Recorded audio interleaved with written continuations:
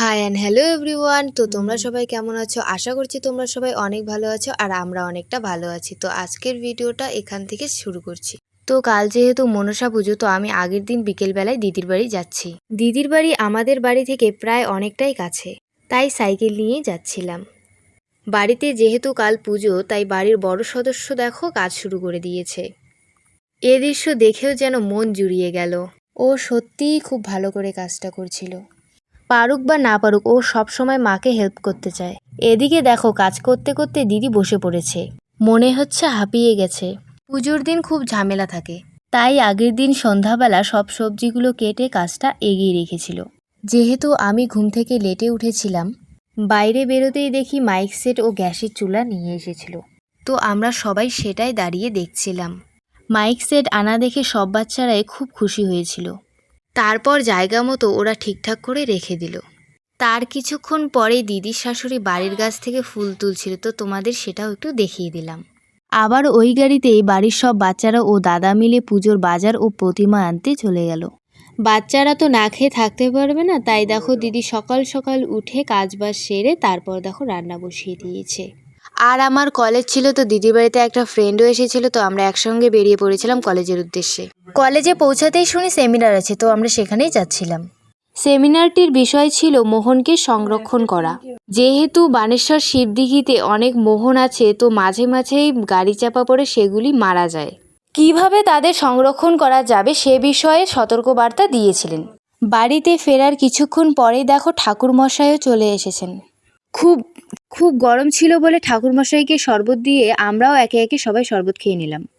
শরবতটা দিদিই বানিয়েছিল, তো ও নিজে খেয়ে নিজেই বলল শরবতটা খুব একটা ভালো হয়নি। কিছুক্ষণ পরেই দেখি দিদি সাজতে বসেছে। ওর এতক্ষণে সাজার সময় হলো। আর এদিকে দেখো পুচকিরা সবাই মিলে কি সুন্দর ডান্স করছে। আমাকে ভিডিও করার জন্য ডেকে এনেছিল ওরা। মন্দিরের দিকে এগোতেই দেখি দিদি সব পুজোর জিনিসপত্র রেডি করছে। সব কিছু প্রায় রেডিই ছিল, আর ঠাকুরমশাইও খুব একটা তাড়া দেয়নি, তো আস্তে আস্তে বাকিটা করে দিচ্ছিল। তো কিছুক্ষণ পরে ঠাকুরমশাই চলে এসেছেন আর দেখো পুজোও শুরু করে দিয়েছেন। আমরা সবাই মিলে সামনে বসে পুজো দেখছিলাম। খুব গরম থাকা সত্ত্বেও ঠাকুরমশাই অনেকটা সময় ধরে পুজোটা করছিলেন। সত্যিই তিনি খুব ভালোভাবে পুজোটা করেছিলেন। পুজো শেষে অঞ্জলি দিয়ে আমরা কিছুক্ষণের জন্য বাইরে বসেছিলাম। তারপর দুধকলা ভাসানোর জন্য নদীতে যাচ্ছিলাম সবাই মিলে। তো তারপর দেখো নদীতে পৌঁছেও গেলাম, আর এদিকে দেখো ভাসানো শুরু হয়ে গেছে। নদীর সামনের দিকটা দেখো কত সুন্দর লাগছে। আর আমাদের পুচকার কাণ্ড কারখানাগুলো দেখো একবার। ও নিজেকে হিরো হিরো ভাবছে আপাতত। ভাসানো হয়েও গেছে, তো আমরা বাড়ির উদ্দেশ্যে রওনা দিয়েছি। বাড়িতে ফিরে দিদির যা ঠাকুরঘর থেকে প্রসাদগুলো তুলে আমাদের সবাইকে দিচ্ছিল। একটু প্রসাদ খেয়ে উপোস ভাঙার পর সবাই ভাত খেতে বসে গেলাম। তো সেটাও একটু তোমাদের দেখিয়ে নিলাম। আমাদের খাওয়ার পর দিদিরা বসেছিল। বিকেলও হয়েছে যেহেতু সবাই প্রসাদ খেতে আসবে। আর দেখো এদিকে প্রসাদও হয়ে গেছে, তো প্রসাদগুলো তোমাদের একবার দেখিয়ে নিই। দেখো খিচুড়ির কালারটা কি সুন্দর দেখা যাচ্ছে। তো এদিকে ঘন্ট, পায়েস আর চাটনিও হয়েছিল। আর এইদিকে দেখো আরশি আমার গলা ধরে আছে, ছাড়তেই চাইছে না। সাথে যদি মোবাইল থাকে তো আরোই ছাড়তে চায় না ওরা।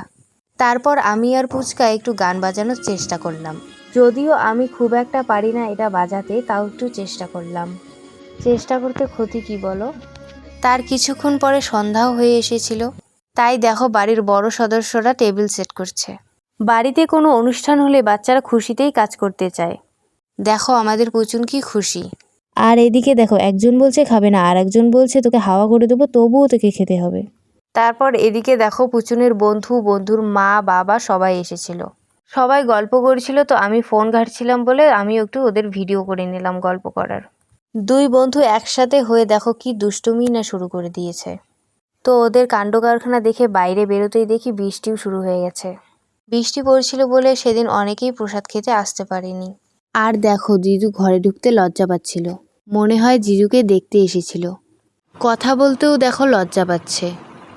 আর এমনিতেই জিজু একটু কথা কম বলে। সব শেষে প্রসাদ খেয়ে মা কাকিমা জেঠিমারা বাড়ির পথে রওনা দিল। আমি সেদিন দিদিদের বাড়িতেই থেকে গিয়েছিলাম আর সবাই চলে এসেছিল। ও তোমাদের তো বলাই হয়নি, সেদিন দিদিদের বাড়িতে কীর্তনও হয়েছিল। তো আজকের ভিডিওটা এই পর্যন্তই। ভালো লাগলে লাইক, কমেন্ট, শেয়ার এবং চ্যানেলটিকে সাবস্ক্রাইব করে দিও। Tata, bye bye.